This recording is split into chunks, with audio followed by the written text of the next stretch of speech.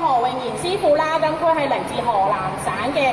嵩山少林寺嘅。咁佢15年咧就成為咗武術代表啦，更加喺好多唔同嘅國際比賽咧都攞過好多獎項，為香港攞到好多唔錯嘅成績㗎。咁佢咧同時都係一位好勁嘅武打演員喎，可能大家喺好多唔同嘅電影啊或者係電視劇都見過佢嘅表演嘅。咁接下嚟啦，我哋今日介紹歐師傅啦。咁佢咧係香港技擊運動總會嘅註冊教練同埋裁判啦。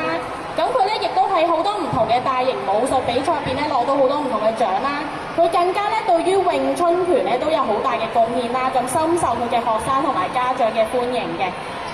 最後啦，我哋介紹陳達夫師傅啦，咁佢亦都係技擊運動總會嘅總教練啦，咁佢亦都喺世界詠春傳統嘅黐手咧係攞過銅獎，亦都喺好多唔同學校咧表演過，咁都係非常之厲害嘅。咁今日咧，佢哋會為我哋帶嚟唔同嘅武術表演啦，咁大家可以留喺中庭，大家細心欣賞佢哋嘅表演嘅。